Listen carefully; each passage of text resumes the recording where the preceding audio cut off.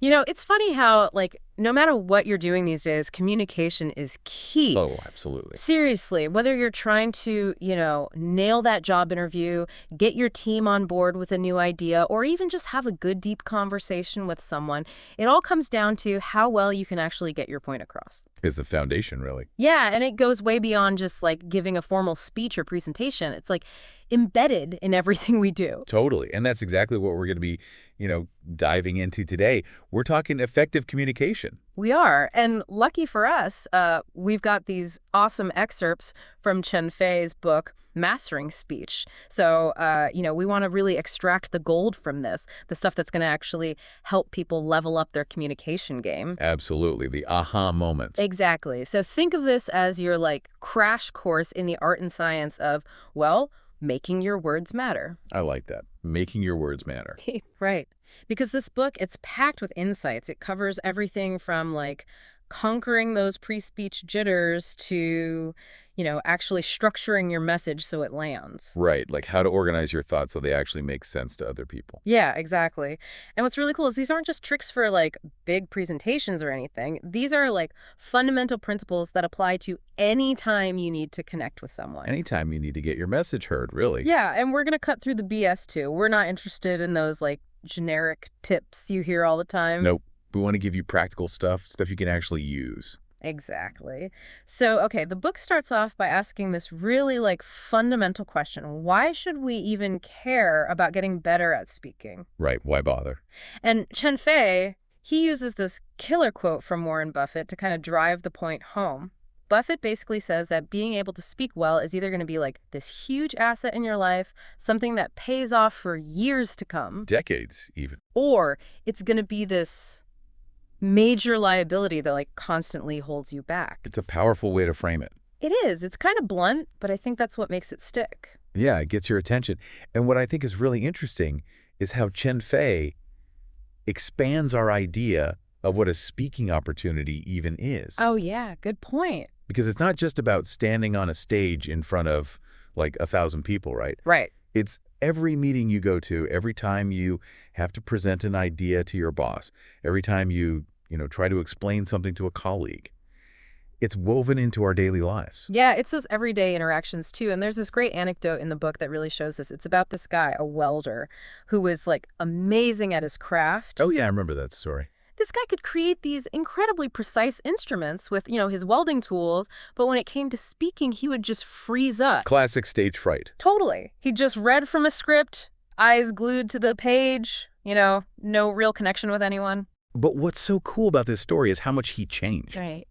With some coaching, he went from, like, terrified to speak to being able to talk confidently, even off the cuff, in just a couple months. Yeah, it's a crazy transformation. And it shows you, like, these aren't things you're just born with. You can actually learn these skills. Absolutely. Anyone can get better at this. And I love how Chen Fei breaks down, like, the whole act of speaking into these three realms, I guess you could call them. Okay, I'm intrigued. So he talks about expression, which is, like, really knowing what you want to say, having that clarity of message. Makes sense.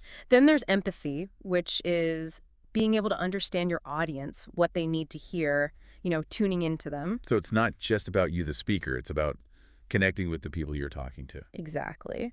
And then the third realm is selflessness. And this one I think is really powerful. It's about genuinely wanting to share something you care about. Not just performing, but actually wanting to contribute something meaningful. Yeah, that's it. And that segues perfectly into the next section of the book, which is all about what actually makes a good speech. Okay, lay it on me. What's the secret sauce? Well, Chen Fei, he looks at these, like, legendary figures from history, Socrates, Buddha, Confucius. Those are some pretty heavy hitters. I know, right? But think about it. They lived in totally different times. Their messages were completely different, but their styles of communication had some surprising similarities. Interesting. So what were the common threads? Well, the book highlights three things. First, they all really emphasized interaction and dialogue. Ah, so it wasn't just them lecturing at people. Nope. It was more about engaging with their audience, having a conversation, Gotcha. What else? Second, they often spoke spontaneously rather than, like, sticking to a rigid script. Interesting. So being able to adapt and think on your feet. Exactly. And third, their ideas were always like fresh, insightful, and to the point. So they weren't just like rambling on. No, they had substance. And I think that's a key distinction that Chen Fei makes. There's a difference between truly effective speaking and just like casual chatting. Right. So a great speech can feel conversational, but there's still like a structure to it, a purpose. Yeah, there's intent behind it. It's Yeah. talking with a goal in mind, not just talking to fill the silence. And speaking of intent, the book also debunks this myth that I'm sure a lot of people have heard. It's that whole 55-38-7 theory. Oh, yeah, that one drives me crazy. The one that says, like, body language is 55% of communication, tone of voice is 38%, and the actual words you use are only 7%. Yep, that's the one. And Chen Fei's basically like, nope, that's not how it works. He stresses that ultimately the content, what you're actually saying, is absolutely paramount. Makes sense. I mean, you could have the most amazing delivery in the world, but if you're not saying anything of value, who cares? Right. And then he introduces this fascinating concept called O, which is all about that inner drive, that genuine emotion that fuels your message. Okay, so it's not just about understanding your topic intellectually. It's about actually feeling. Yes. And he uses some pretty powerful examples to illustrate this, like Martin Luther King Jr.'s I Have a Dream speech, or Wen Yiduo's speech after Li Gangku's assassination. Those speeches were so impactful because you could feel the raw emotion behind them. Totally. It's that passion that really connects with people on a deeper level. Yeah.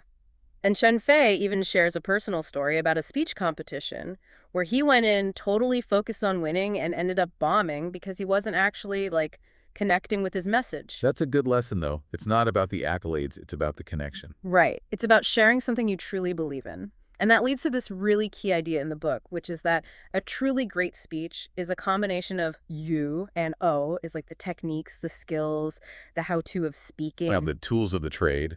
Well, O is more about your inner cultivation, your mindset, your authenticity. So you need both the skills and the substance. Exactly. It's like having all the fancy tools in your toolbox, but also having the vision and the belief in what you're building. It's that deeper level that gives your message weight and meaning. Okay, so now that we know why speaking effectively is so important and what makes a good speech, let's talk about the nitty-gritty of actually preparing for one. Let's get practical. Yes. And Chen Fei really emphasizes that, like, laying a solid foundation is absolutely key. And that foundation starts with defining your objective. Okay, so what do you want to achieve with this speech? Exactly. And Chen Fei breaks this down into two levels, strategic and tactical. So strategic is the big picture, right? Like Yeah. your long-term communication goal. Right. Maybe it's to build trust with a certain audience or to eventually persuade them of something. Okay, and tactical is more about the specific goals for this particular speech, right? Yes. So, like, what are you aiming to accomplish in this moment with this specific audience? And he gives 3 really helpful principles for setting those tactical objectives. All right, I'm all ears. Principle number 1 is understanding your audience. And I know that sounds obvious, but Chen Fei takes it to a whole new level. Okay, how so? He talks about really getting granular with it. It's not just about having, like, a general sense of who they are. It's about understanding their demographics, their age, gender, background, their profession, even what the organizers of the event might be hoping for. Oh, wow, that's super detailed. It is, but it's all about tailoring your message effectively. He gives the example of how cultural differences can affect, like, spending habits. Oh, right, so a message about saving money might resonate differently in different cultures. Exactly.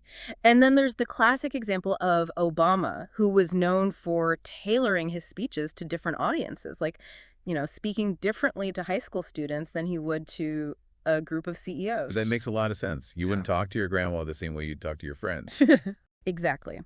The second principle for setting tactical objectives is being realistic with your goals. And Chen Fei actually uses himself as an example here, talking about how, you know, going into that speech competition with the mindset of I have to win actually ended up backfiring. Because it created too much pressure, right? Yeah. It's much more effective to set realistic and achievable goals for each speaking opportunity. So don't set yourself up for failure from the get-go. Right. And the third principle is to focus your message on just a few key objectives, ideally no more than 3. He uses Steve Jobs' product launches as a perfect example.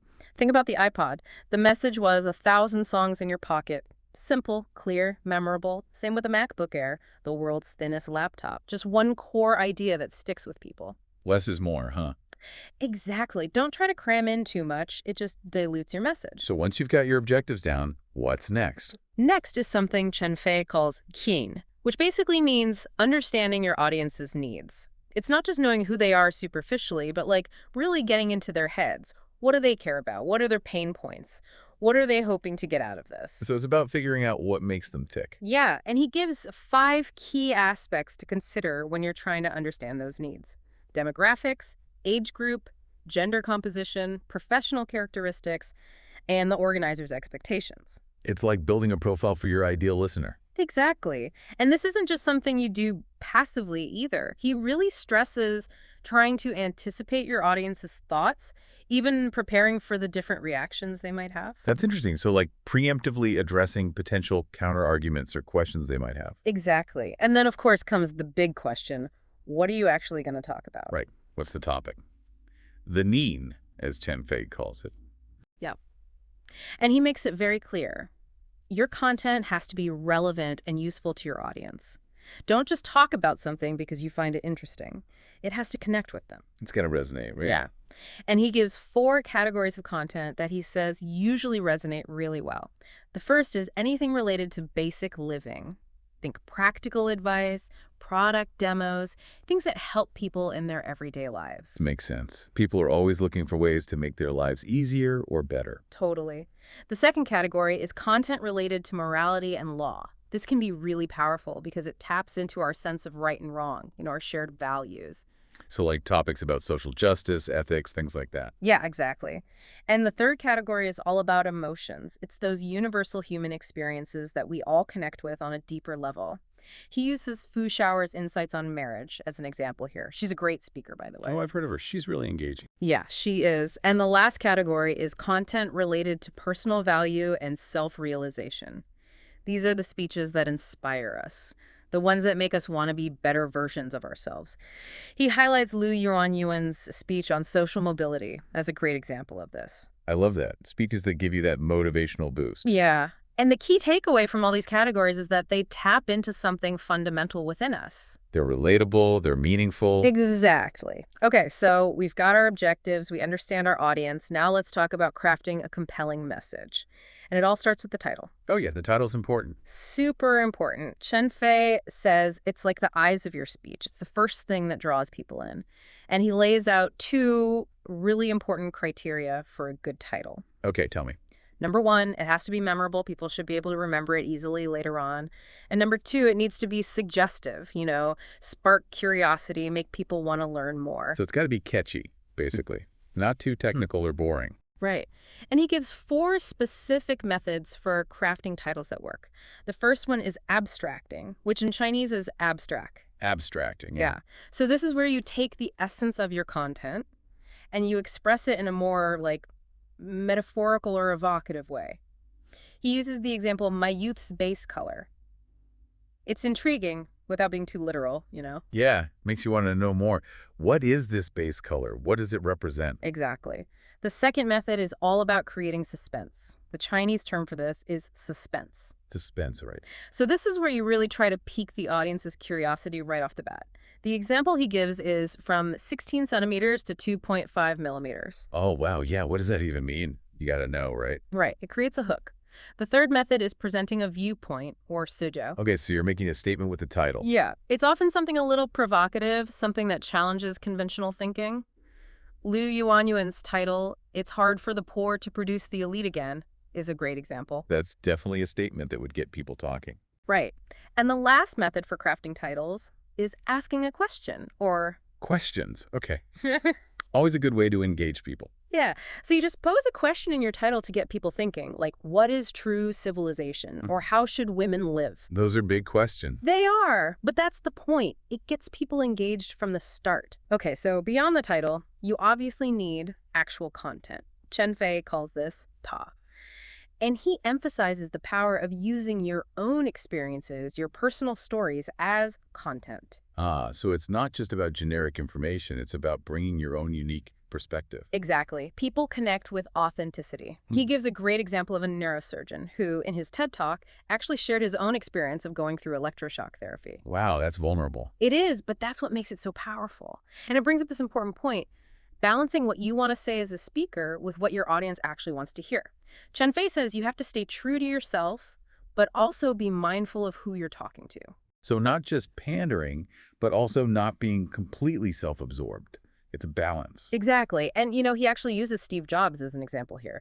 Jobs was known for having this very strong vision, and he didn't shy away from it. He wasn't trying to please everyone. He was authentic to himself, and that's part of what made him so compelling. Okay, so we've got our objective, we understand our audience, we have a killer title, we're weaving in personal stories, what's next? Structure.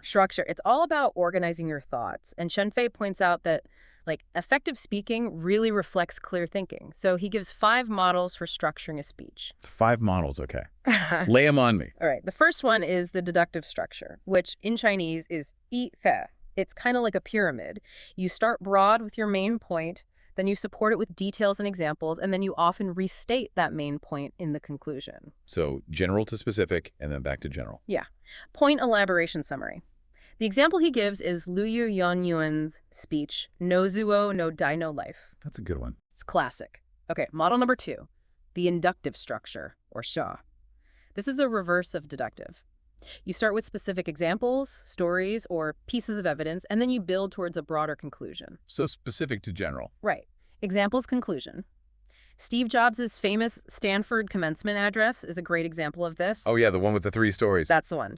Okay, model number 3, the problem-solution structure, or pretty self-explanatory. You identify a problem, you analyze it, then you propose a solution. Logical, straightforward. Yeah.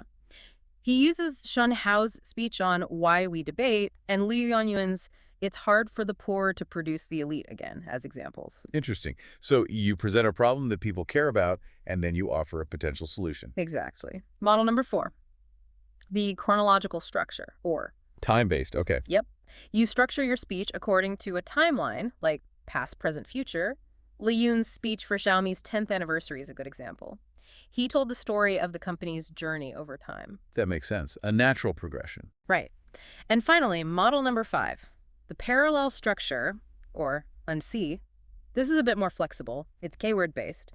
You basically have several key themes or points that you want to address, and you present them in a parallel fashion. Okay, so not necessarily a strict linear structure, more like a web of interconnected ideas. Yeah, exactly. He gives examples like Ren Zhengfei's interviews and the gratitude emotion reflection model that's often used in banquet speeches. So you have a few core ideas, and you give them equal weight and explore each of them.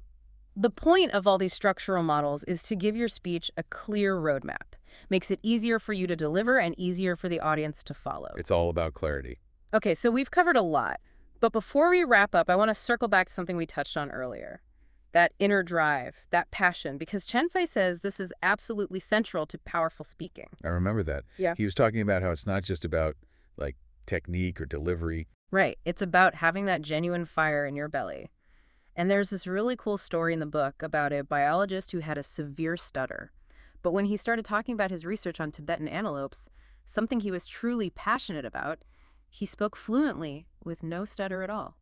Wow, that's incredible. So his passion basically overcame his speech impediment. Yeah, it was like this incredible force. And the book emphasizes that authentic enthusiasm is truly contagious. More so than even the smoothest delivery. People can tell when you're genuinely excited about something. Exactly. It's that spark that really draws people in. So finding that spark is key. It is. And Chen Fei brings up Steve Jobs again here. He talks about how Jobs' passion for technology and art was the driving force behind his iconic presentations. Makes sense. If you're bored by your own topic, your audience is definitely going to be bored too. Truth. So as we wrap up this deep dive into mastering speech, I think the biggest takeaway is that being a good speaker isn't some magical talent. It's a skill that can be learned and honed. Yeah, it's about clear thinking, genuine passion, and understanding your audience. Absolutely. And don't forget, you don't have to wait for a big presentation to practice these skills. Every conversation is a chance to get better. It's about being mindful of how you communicate in every situation. And on that note, here's something to think about. What's a topic that you're genuinely fired up about? Something you could talk about for hours. Now, how could you share that passion with others, even in a casual conversation? Because that spark, that ro, is the most compelling element of any message you can deliver. It's where true communication begins. It's the heart of it all. It is.